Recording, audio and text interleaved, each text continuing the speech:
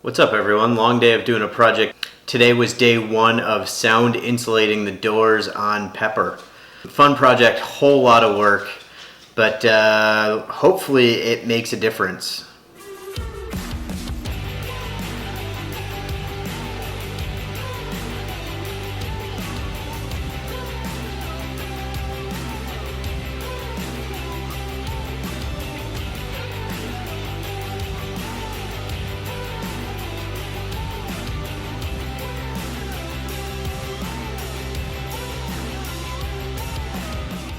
First of all, for those of you who don't follow me yet, I'll give you a quick update. Based on a bunch of my drives up to Lake Tahoe and around the San Francisco area, I decided that while I love my Model 3 performance, I realized that it does have some wind and road noise issues above, call it 70 or 75 miles an hour. I'm doing a bunch of things to see if I can improve it. From adding a gasket to the gap on the roof to switching between my winter wheels and tires to my summer wheels and tires to actually taking apart the doors and maybe other parts of the car and adding some sound insulation. First things first, I needed to dismantle the door and figure out just where I was going to put the sound deadening material. In this case, I was using Dynamat. So I got the door panel off, which is very easy, 3 screws and a couple of snap clips, to find out that there is a big plastic panel that holds the window actuator and blocks a lot of places where you could put soundproofing. It's not flat, but it's not too bad. You can get something on there. So I decided to check what was behind it, see if there was a flat surface on the door that I could put the sound deadening on. So after taking out the window, which is really scary by the way, I thought I was going to break it the whole time, I was able to pull off the plastic structure to find out that it's really hard to get in there even with just the structure for the window actuators left over. It's a pretty complex movement and it just blocks a lot of stuff. So I decided to kind of put it back together and just go the easy route of put it over the plastic panel, the door on the inside, and actually the inside of the door panel itself. In addition to that, I did decide to pull off the speaker, do some sound deadening in there because there was one spot where I could actually get in there and add some material because I feel like that's where a lot of the wind noise is coming through at the front of the door.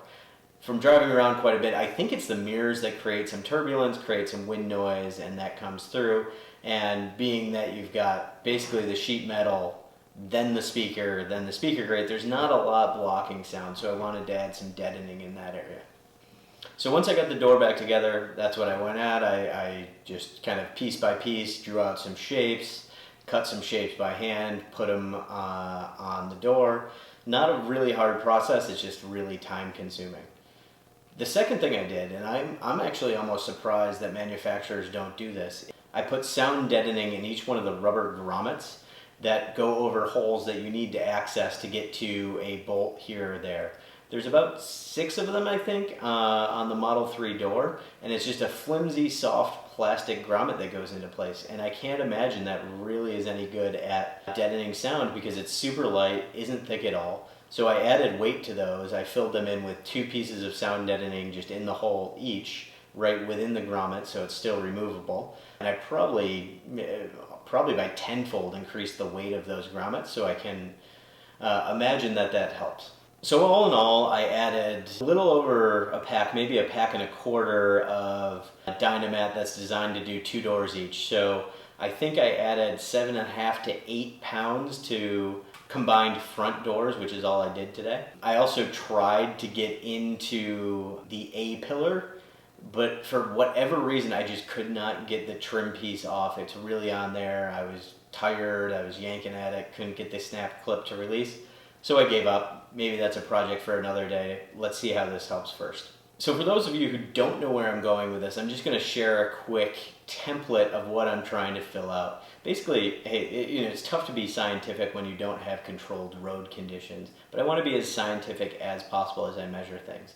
So I'm measuring wheel size, tire pressure, sound deadening in multiple places, different speeds, and I'm putting this all into an Excel sheet.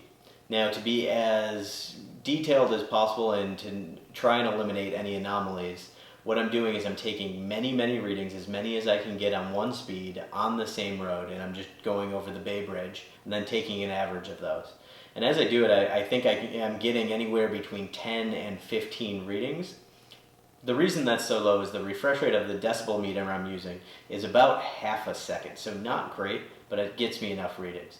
So as I fill this in, I'm going to share it with you guys. I haven't driven the car since I put sound deadening in the doors, but I'm going to do that first thing in the morning. But I will share with you tomorrow, and we'll see if this helps. If not, we'll do a next pass, see what the next thing is, and hopefully that helps. Thanks for watching.